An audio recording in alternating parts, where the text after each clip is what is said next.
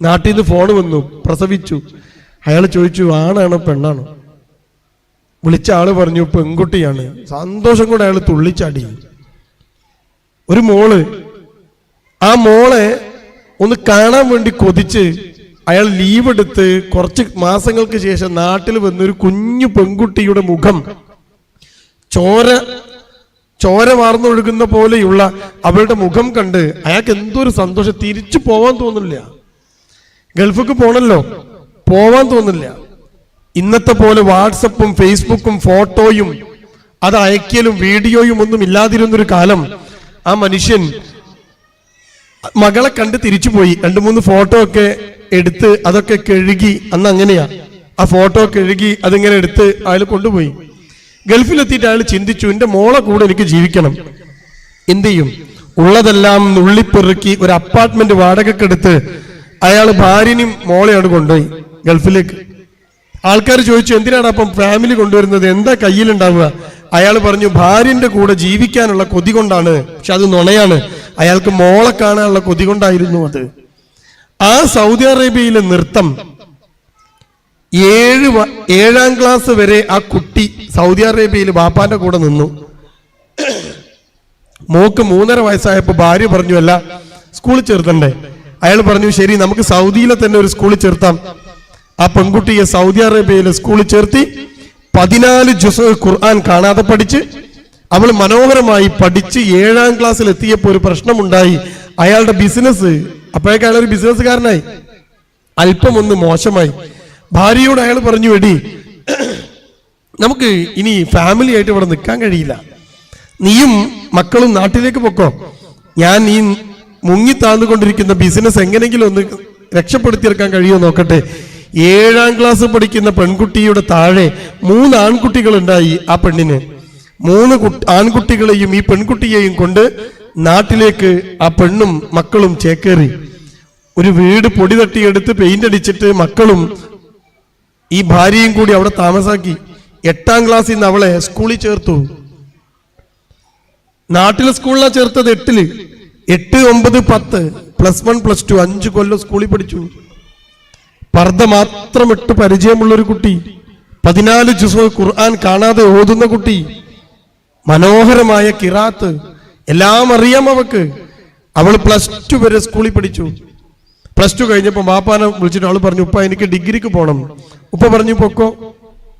ആ 17കാരി പെണ്ണിനോട് ഉപ്പ പറഞ്ഞു മോള് പോയിക്കോ, മാർക്കുണ്ടല്ലോ, നീ ഡിഗ്രിക്ക് പൊക്കോ. ഡിഗ്രി ഫസ്റ്റ് ഇയറും സെക്കൻഡ് ഇയറും കഴിഞ്ഞപ്പോൾ അവൾക്ക് 19 വയസ്സായി. ഗൾഫിലൊക്കെ വളർന്നത് കൊണ്ട് വലിയ പൊക്കവും തടിയൊക്കെ, കാണാൻ നല്ല പെണ്ണിന്റെ ഒത്ത പെണ്ണ്. 19 വയസ്സായപ്പോൾ അവക്കൊരു കല്യാണം വന്നു. ബാപ്പയും ഉമ്മയും കൂടി ആ പെൺകുട്ടിയുടെ റൂമിലേക്ക് ഭക്ഷണം കഴിഞ്ഞ് രാത്രി കയറിയിട്ട് അവളോട് പറഞ്ഞു മോളെ മോക്കൊരു കല്യാണം വന്നിട്ടുണ്ട്, കാണാൻ വരും ഞായറാഴ്ച. ഇത് കേട്ടതും വെള്ളം കൊണ്ടുവച്ച ഗ്ലാസിന്റെ ജഗ് വായുവിൽ പറന്നു. അവിടെ ഉണ്ടായിരുന്ന ഗ്ലാസ് അവൾ ചുമരിലേക്ക് എടുത്തെറിഞ്ഞു.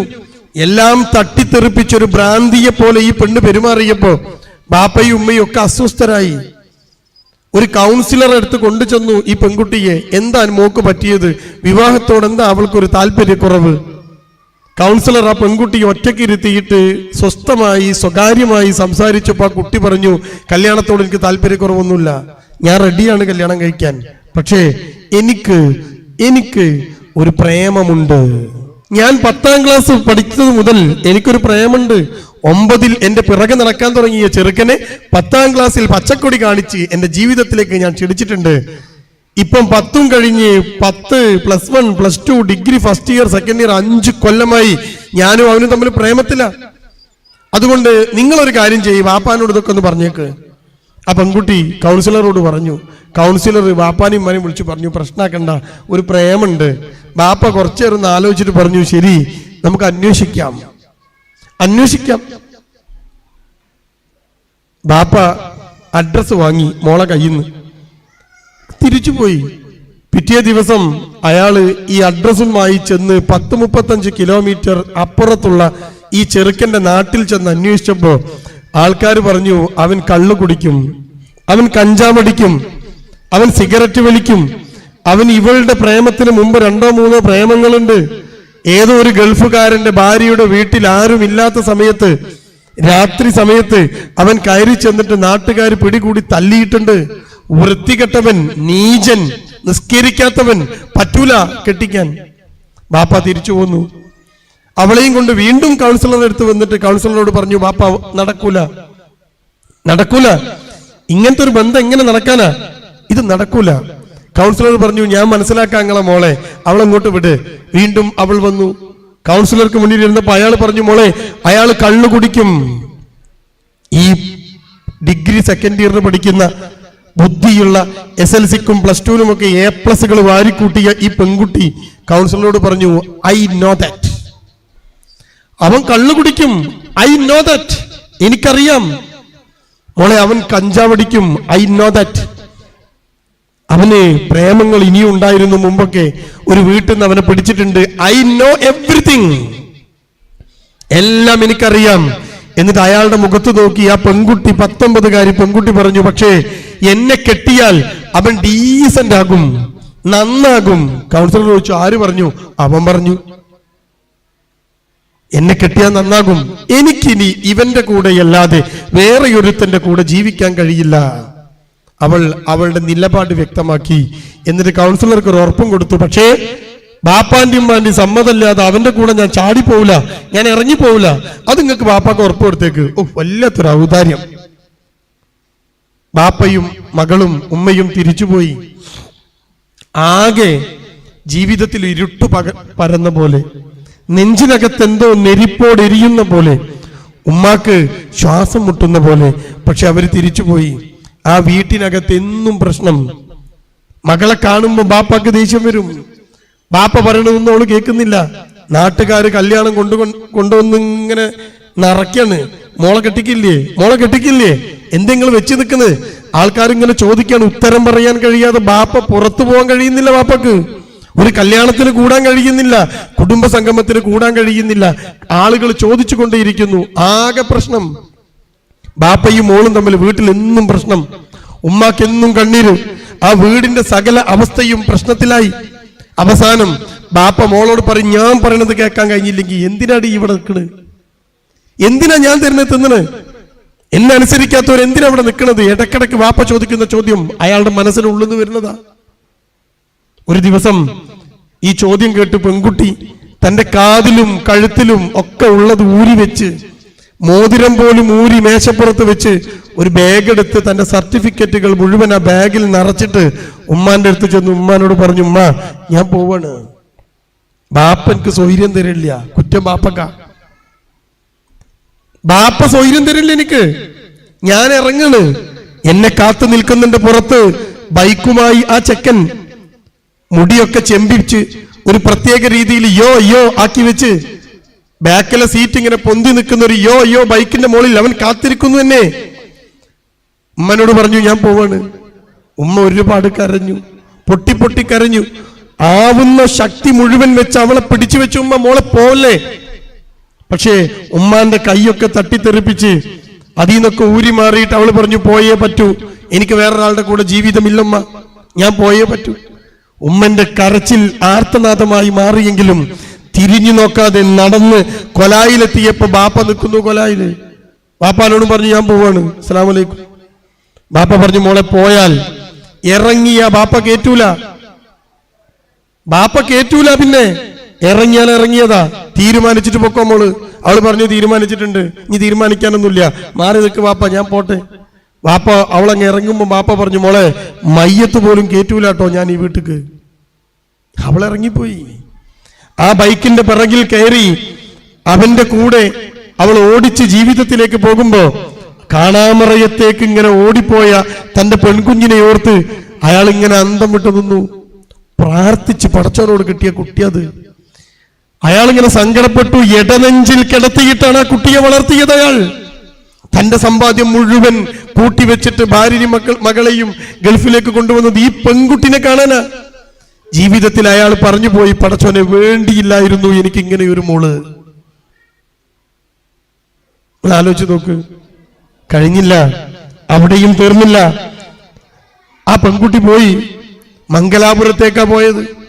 800 രൂപ മാസം വാടകക്ക് എടുക്കുന്ന ഒരു ഒറ്റ മുറിയുള്ള ചെറിയ വീട്ടിലേക്കാണ് ഈ പെൺകുട്ടിയെ അവൻ കൊണ്ടുപോയത്. 8 മാസം അവന്റെ കൂടെ അവൾ ജീവിച്ചു. ഒരു കാര്യം അവൾ തിരിച്ചറിഞ്ഞു, അവൻ നന്നായിട്ടില്ല. കഞ്ചാവ് അടിക്കുന്ന മാത്രമല്ല, കച്ചവടം ചെയ്യുന്നുണ്ട്, കള്ളു കുടിക്കുന്നുണ്ട്, സ്ത്രീകളുമായി അവിഹിത ബന്ധങ്ങളുണ്ട്, എല്ലാം പ്രശ്നം. പക്ഷേ ബാപ്പാനും ഉമ്മാനും വിട്ടിറങ്ങിപ്പോയ ആ പെൺകുട്ടിക്ക് അഡ്ജസ്റ്റ് ചെയ്യല്ലാതെ നിവൃത്തിയില്ല. എല്ലാം സഹിച്ചിട്ട് ഓന്റെ കൂടെ നിന്നു ആ പെൺകുട്ടി. 8 മാസം ഇടുങ്ങിയ മുറിയിൽ, ഒരു സൗകര്യമില്ലാതെ. രാവിലെ ഇറങ്ങിപ്പോകും, എങ്ങോട്ടാന്നറിയില്ല. രാത്രി കയറി വരും, അവന്റെ വായിൽ നിന്ന് കള്ളിന്റെ മണം, കഞ്ചാവിന്റെ മണം. ഇതെല്ലാം സഹിച്ച ആ പെൺകുട്ടി അവന്റെ കൂടെ നിന്നു. എത്ര വൃത്തിയിലും വെടിപ്പിലും ബാപ്പ വളർത്തിയതെന്നറിയോ? ഞാൻ എന്തിനാ അത് പറയണെന്നറിയോ? നാട് മുഴുവൻ ഇപ്പൊ ഈ പ്രേമ. എന്റെ ശബ്ദം കേൾക്കുന്ന ഇരിക്കുന്ന ചെറുപ്പക്കാരി പെൺകുട്ടികളോട് ചോദിച്ചോക്ക്, പ്രേമാണ്. സിനിമന്റെ പേരൊക്കെ ഇപ്പൊ മാറി, ഹലാൽ ലവ്. ഒരെണ്ണം ഹലാലാക്കിന് ഇതൊക്കെ. ആ പെൺകുട്ടി അവന്റെ കൂടെ ഇങ്ങനെ ജീവിച്ചു. അവന്റെ കയ്യിൽ 2 ഫോണാ, വലിയ വലിയ ഇഷ്ടിക പോലത്തെ 2 ഫോൺ. രണ്ടും ആ പെൺകുട്ടിക്ക് മുന്നിൽ അവൻ തുറന്നു കൊടുക്കൂല. അതിലെന്തൊക്കെയാ ഉള്ളത് നമുക്കറിയില്ല. അവളുടെ ഫോൺ ലോക്ക് ചെയ്യാൻ അവൻ സമ്മതിക്കില്ല. ഇതിങ്ങനെ കൊണ്ടിടക്കുക. ഒരു ദിവസം അവൻ ബാത്റൂമിലേക്ക് പോയപ്പോ ഫോൺ അവിടെ വെച്ചിട്ടാ പോയത്. ഈ പെൺകുട്ടി വെറുതെ ഒന്ന് വന്ന് ഫോൺ ഇങ്ങനെ എടുത്ത് തോണ്ടി നോക്കിയപ്പോ ലോക്കായിട്ടില്ല. അവൾ ഉടൻ തന്നെ ഫോൺ എടുത്ത് പരിശോധിച്ച് നോക്കിയപ്പോ കഞ്ചാവ് കച്ചവടം ചെയ്യാൻ വേണ്ടി തുടങ്ങിയ ഒരു ഗ്രൂപ്പിനകത്ത്, ബെഡ്റൂമിനകത്തെ ആ പെൺകുട്ടിയുടെ സ്വകാര്യ ദൃശ്യങ്ങൾ പോലും മൊബൈൽ ഫോണിൽ പകർത്തിയിട്ട് അപ്ലോഡ് ചെയ്യുന്നുണ്ടത്ര ഈ ചെക്കൻ. ആ പെണ്ണിന്റെ ശരീരം നാട്ടുകാരൊക്കെ കാണുന്നുണ്ടെന്ന്. എങ്ങനെയാണ് ആ പെണ്ണിന് സഹിക്കാൻ കഴിയുക? അവള് പിറ്റേ ദിവസം രാവിലെ അതേപോലെ ഒരു ബാഗും എടുത്ത് ആ വീട്ടിൽ നിന്ന് ഇറങ്ങി. തന്റെ ബാഗിലുണ്ടായിരുന്ന ചില്ലറ പൈസ അത് കൂട്ടിവെച്ചിട്ട് മംഗലാപുരത്തുനിന്ന് റെയിൽവേക്ക് ടിക്കറ്റ് എടുത്തിട്ട് അവൾ കയറി അവളുടെ നാട്ടിലേക്ക്. റെയിൽവേ സ്റ്റേഷനിൽ വന്നിരുന്നിട്ട് ആ പെൺകുട്ടി കസേരയിൽ ഇരുന്ന് ഇങ്ങനെ ആലോചിക്കുക, ഞാൻ എങ്ങോട്ടാ പോവുക? തന്റെ ബാപ്പ, തന്റെ ഉമ്മ, സഹോദരങ്ങൾ, കുടുംബക്കാർ, ബാപ്പാന്റെ കുടുംബം, ഉമ്മാന്റെ കുടുംബം, അയൽവാസികൾ എല്ലാവരെയും നഷ്ടപ്പെടുത്തിയ, സ്നേഹത്തെ മുഴുവൻ നഷ്ടപ്പെടുത്തിയ പെൺകുട്ടി ഇങ്ങനെ ഇരുന്ന് ആലോചിക്കുക, പടച്ചോനെ ഞാൻ എങ്ങോട്ടാ പോവുക? പോവാൻ ഒരു വഴിയില്ല പോവാൻ. അവസാനം കുറെ നേരത്തെ ഇരുത്തത്തിന് ശേഷം മോൾ എണീറ്റു. അവിടെയുള്ള ഒരു ബങ്കിൽ നിന്ന് വെള്ളം വാങ്ങി ഒരു കുപ്പി വെള്ളം മുഴുവൻ വലിച്ചു കുടിച്ച് റെയിൽവേ പ്ലാറ്റ്ഫോമിലൂടെ നടന്നു പോകുന്ന പെൺകുട്ടിയുടെ ദൃശ്യം ആ റെയിൽവേ സ്റ്റേഷനിലെ CCTV-യിലുണ്ട്. അവള് പ്ലാറ്റ്ഫോമും കഴിഞ്ഞ് റെയിൽവേ ട്രാക്കിലേക്ക് ഇറങ്ങി നടന്നങ്ങ് പോയി. പിന്നെ ദൃശ്യങ്ങളില്ല. ഒരു ട്രെയിൻ ഓടി വന്നപ്പോ അയാൾ റിപ്പോർട്ട് ചെയ്യുന്നു റെയിൽവേ സ്റ്റേഷനിൽ ഒരു പെണ്ണ് ട്രെയിന് തട്ടിയിട്ടുണ്ടോ എന്നൊരു സംശയം. റെയിൽവേ സ്റ്റേഷനിൽ ആളുകൾ പോയി നോക്കിയപ്പോ തല വേറെ, ഉടല് വേറെ. 19 വയസ്സുകാരി പെണ്ണ്, പർദ്ദയിട്ട പെണ്ണ്, റെയിൽവേ ട്രാക്കിൽ നിന്ന് സ്ട്രക്ചറിൽ കിടത്തിയിട്ട് ആശുപത്രിയിൽ കൊണ്ടുപോയി തലയും ഉടലും തുന്നിച്ചേർത്ത് പോസ്റ്റ്മോർട്ടം ചെയ്ത് കീറി മുറിച്ച് വെള്ള തുണിയിൽ പൊതിഞ്ഞ് ബാപ്പാനെ വിളിച്ചത്. ബാപ്പാനോട് പറഞ്ഞു, ദാ ഒരു ശവം കിട്ടിയിട്ടുണ്ട്, നിങ്ങളെ മോളാണ്, സർട്ടിഫിക്കറ്റും കാര്യങ്ങളൊക്കെ ഉണ്ട്. ബാപ്പ പറഞ്ഞു, പറ്റൂല, ഇങ്ങോട്ട് കയറ്റാൻ പറ്റൂല. വാക്ക് പാലിച്ചു അയാൾ. ആ നാട്ടിലെ പള്ളി കമ്മിറ്റി ആ പെണ്ണിന്റെ മയ്യത്ത് വാങ്ങി കുളിപ്പിച്ച് കഫൻ ചെയ്ത് ഖബറടക്കി. എന്റെ പ്രിയമുള്ള ഈ കുടുംബ സംഗമത്തിൽ ഇരിക്കുന്ന ഓരോ പെണ്ണും ഓരോ ആണും, ഞാൻ ഈ പറയുന്ന സംഭവത്തിലേക്ക് നിങ്ങളൊന്ന് കണ്ണോടിക്കണം.